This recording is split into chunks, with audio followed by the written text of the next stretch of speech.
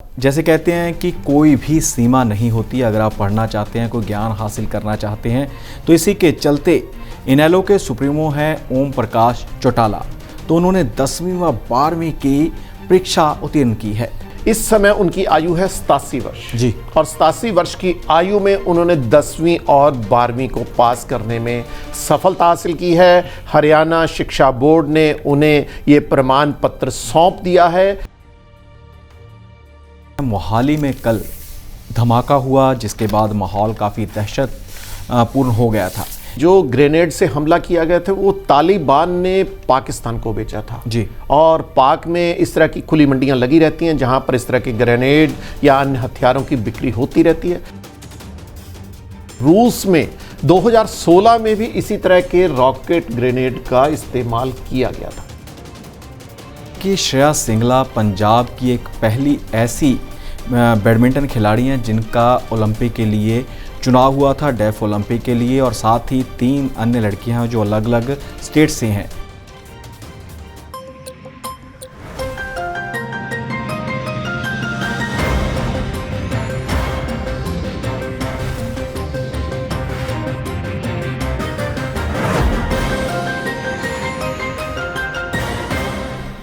नमस्कार, D5 channel Hindi का खास कार्यक्रम खुलासा न्यूज़ का देख रहे देश विदेश के दर्शकों का मैं धर्मेंद्र संधू स्वागत करता हूं। इस कार्यक्रम में विभिन्न खबरों व मुद्दों के ऊपर चर्चा की जाती है और इस चर्चा का हिस्सा बनते हैं सीनियर एडिटर प्रदीप शाही जी। शाही जी आज भी हमारे साथ मौजूद हैं। सबसे पहले उनका स्वागत करते हैं। शाही जी, स्वागत है आपका। धन्यवाद। शाही जी, सबसे अहम व बड़ी खबर पंजाब सरकार से जुड़ी हुई है। आम आदमी पार्टी की सरकार है पंजाब में और भगवंत सिंह मान मुख्यमंत्री हैं पंजाब के। और जब से यह सरकार सत्ता में आई है तब से ही एक्शन में नजर आ रही है। और अब जिन लोगों ने नाजायज़ कब्जे किए होते हैं सरकारी बिल्डिंग्स के ऊपर, सरकारी ज़मीनों के ऊपर, वो छुड़वाने का कार्य किया जा रहा है। और खास करके पंचायत की जमीनों पर जी। ये कार्रवाई बहुत तेजी से जारी है और लगभग कई सैकड़े एकड़ तो जमीन छुड़वाई भी जा चुकी है। जी। और इसके ऊपर भगवंत मान ने एक ट्वीट करके भी कहा है कि 31 मई तक का सभी को समय दिया है, चाहे वो राजनीतिक रसूख वाले हैं या कुछ खास लोग हैं जो अपनी बहुत पहुंच रखते हैं ऊपर तक, कि उनको 31 मई तक का समय दिया है कि वह अपने आप ही ये ज़मीनों को छोड़ दे तो बेहतर होगा। नहीं तो उनके ऊपर पुराना कर्जा भी वसूला जाएगा और नई पर्चे भी दर्ज करने की योजना बनाई जा रही है। बिल्कुल शाही जी, जिस प्रकार से आपने जिक्र किया है कि भगवंत सिंह मान ने यह ट्वीट किया है और 31 मई तक का समय दिया है, और इसी ट्वीट के ऊपर सुखपाल सिंह खैरा जो कांग्रेसी विधायक है उन्होंने भी ट्वीट किया है और साथ ही कहा है कि भगवंत सिंह मान अपने मंत्री को कहें, मंत्री हैं कुलदीप सिंह धालीवाल जो पंचायत मंत्री हैं, कि वह जस्टिस कुलदीप कमीशन की एक रिपोर्ट है जिसमें बताया गया है कि 50 एकड़ के ज़मीन है जो वो अकेले मोहाली में ही है, जिसके ऊपर अधिकारियों व काफ़ी जो सियासतदान है उन्होंने कब्ज़ा किया हुआ है, तो उसको भी छुड़वाया जाए, उसके भी जो है सारा कुछ नशर किया जाए। संधू साहब, इसके अलावा भी आपको शायद ज्ञात होगा कि भी कुछ दिन पहले कुलदीप सिंह धालीवाल ने पटियाला में भी एक मुलाकात की थी और वहाँ भी बताया था कि लगभग 300 एकड़ से अधिक जमीन ऐसी है जहां पर पूर्व मंत्रियों या विधायकों या कुछ रसूखदार लोगों की ओर से कब्जा किया और उसके ऊपर 10 मई से कार्रवाई भी शुरू की जा रही है ताकि वहां बुलडोजर चलाने की भी योजना है कि भी आखिर इन पर कब्जा उन्होंने क्यों किया था। जी शायद जी, अगली खबर बड़ी अहम बन जाती है। हरियाणा से खबर है और जैसे कहते हैं कि कोई भी सीमा नहीं होती। अगर आप पढ़ना चाहते हैं, कोई ज्ञान हासिल करना चाहते हैं, तो इसी के चलते इनेलो के सुप्रीमो हैं ओम प्रकाश चौटाला। तो उन्होंने 10वीं व 12वीं की परीक्षा उत्तीर्ण की है। जी, बिल्कुल सही कहा। वो पूर्व मुख्यमंत्री भी रहे हैं इनेलो की ओर से और इस समय उनकी आयु है 87 वर्ष जी। और 87 वर्ष की आयु में उन्होंने 10वीं और 12वीं को पास करने में सफलता हासिल की है। हरियाणा शिक्षा बोर्ड ने उन्हें ये प्रमाण पत्र सौंप दिया है और जानकारी के अनुसार लगभग 54% उन्होंने अंक भी हासिल किए हैं। जी जी। शायद जी, अगली खबर की तरफ बढ़ते हैं। मोहाली में कल धमाका हुआ, जिसके बाद माहौल काफ़ी दहशत पूर्ण हो गया था।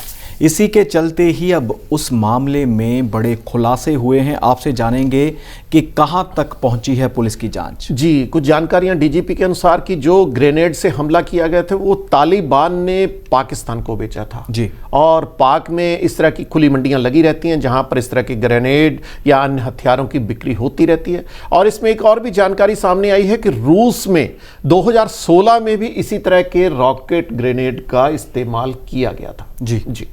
सुशाई जी, अगली खबर की तरफ बढ़ते हैं। अगली खबर थोड़ी गमगीन करने वाली है। खबर यह है कि केंद्रीय संचार राज्य मंत्री पंडित सुखराम इस दुनिया में नहीं रहे। जी, वो काफ़ी समय से बीमार चल रहे थे। दिल का दौरा पड़ने के कारण उन्हें हिमाचल में भी अस्पताल में उपचाराधीन थे। बीती रात को उन्हें हेलीकॉप्टर के माध्यम से दिल्ली एम्स में दाखिल करवाया गया था। गत रात्रि दोबारा उनको दिल का दौरा पड़ा, जिसके चलते पंडित सुखराम का निधन हो गया। ये बिल्कुल सुखराम के बारे में कहा जाता है कि संचार में जो क्रांति लाई है वह सुखराम के माध्यम से ही भारत में संचार क्रांति लाने का श्रेय सुखराम के नाम पर है। यानी कि यह यूं कहा जा सकता है कि उन्हें संचार क्रांति का मसीहा भी कहा जाता है। और आज उनका अंतिम संस्कार किया जाएगा। उनके पार्थिव देह को हिमाचल में ला दिया गया है, जहां पर उनको अंतिम श्रद्धांजलि देने के लिए पार्थिव शरीर को रखा गया है। जी शाही जी, अगली खबर भी हरियाणा से जुड़ी हुई है। हरियाणा में ई टिकटिंग की शुरुआत होने जा रही है। एचआरटीसी की बसें, हरियाणा रोडवेज की जो बसें हैं, उनमें अब जिस प्रकार से एक कागज़ की टिकट मिलती थी वो बंद हो जाएगी। लेकिन खास खबर हरियाणा के लिए इसलिए है कि पंजाब इसमें एक कदम आगे है। पंजाब में काफ़ी लंबे समय से ई टिकटिंग की शुरुआत हो चुकी है। ई टिकटिंग के माध्यम से कागज़ में थोड़ी सी कमी आएगी, क्योंकि आमतौर पे ये कागज़ डिस्ट्रॉय हो जाते हैं और इनको फेंकने से ये अपने आप ही ख़त्म हो जाते हैं। इसलिए इस कागज़ों को काम में काफ़ी उन्नति मिलेगी और ई टिकटिंग के लिए 210 मशीनें सरसा हरियाणा रोडवेज को भेज दी भी गई हैं और इसका काम आज से शुरू भी किया जा रहा है। जी शायद जी, अगली खबर भी हरियाणा से। हरियाणा में महेंद्रगढ़ जगह है। महेंद्रगढ़ में देश का सबसे ऊंचा एक ऐसा पक्षी घर बनाया गया है जिसमें बड़ी संख्या में पक्षियों के रहने की व्यवस्था की गई है।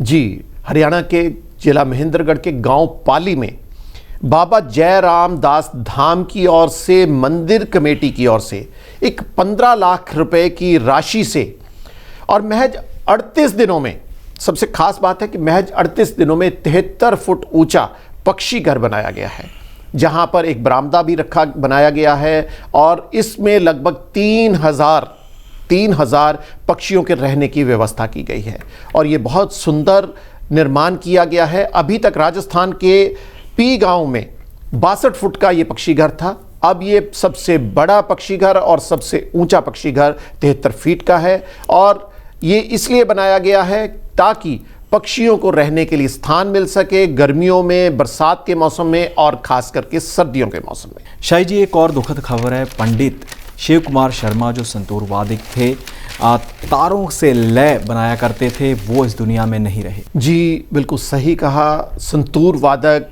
पंडित शिव कुमार शर्मा जिनका निधन हो गया है बीती रात, वह लंबे समय से बीमारी से पीड़ित थे और सबसे खास बात कि 15 मई को उनका हरिप्रसाद चौरसिया के साथ एक प्रोग्राम होना था भोपाल में, जो अब नहीं होगा। पंडित शिव कुमार शर्मा 84 वर्ष के थे और लंबे समय से उपचाराधीन थे।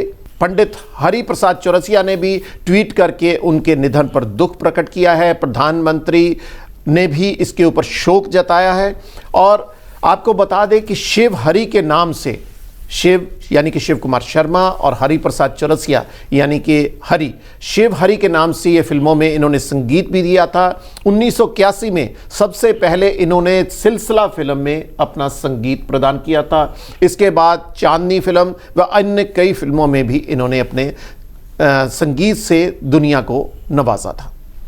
शायद जी, इस बार 4 धाम यात्रा के लिए रिकॉर्ड तोड़ रजिस्ट्रेशन हुई है।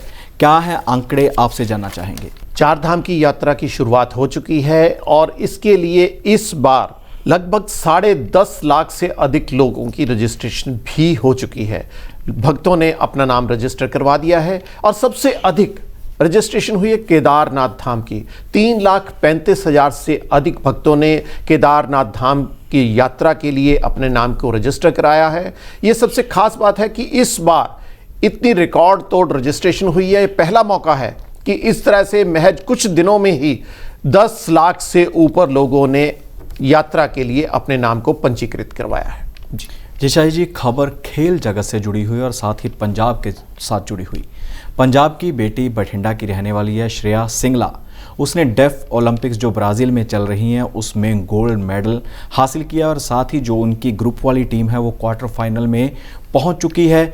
उससे भी उम्मीदें हैं कि वहां पर भी वो मेडल लेकर लौटेंगे। जी बिल्कुल, उनके पिता स्टेट बैंक ऑफ इंडिया में कार्यरत हैं और भगवंत मान जो कि पंजाब के मुख्यमंत्री हैं, उन्होंने भी खुशी प्रकट करते हुए उन्हें बधाई भी दी है। और साथ में एक बात मैं संधू साहब और भी कहना चाहूँगा कि डेफ जो मूक बधिर या विकलांग जो लोग होते हैं वो अपना योगदान तो बहुत सक्षम रूप से देते हैं किसी ना किसी रूप में, परंतु उनको सरकार की तरफ से नौकरियां ना प्रदान करने का भी काम किया जाता है। कहीं भी उनको सही ढंग से आगे बढ़ने से कोई भी मदद नहीं मिलती है। इसलिए सरकार से भी हमारी अपील साथ में रहती है, क्योंकि जो व्यक्ति या जो बच्चे या जो एथलीट या जो खिलाड़ी देश का नाम रोशन करते हैं या स्टेट का नाम रोशन करते हैं, उनका सरकार को भी दायित्व बनता है कि वे उनकी मदद करे और आगे बढ़ने में प्रेरित भी करे। बिल्कुल जी, बता दें कि श्रेया सिंगला पंजाब की एक पहली ऐसी बैडमिंटन खिलाड़ी हैं जिनका ओलंपिक के लिए चुनाव हुआ था, डेफ ओलंपिक के लिए, और साथ ही 3 अन्य लड़कियां हैं जो अलग अलग स्टेट से हैं। शाही जी, आप कार्यक्रम का हिस्सा बने, आपका बहुत बहुत धन्यवाद है। जी नमस्कार। इसी प्रकार खुलासा न्यूज़ का में नई खबरें लेकर कल फिर हाजिर होंगे। फिलहाल इजाज़त दीजिए, धन्यवाद।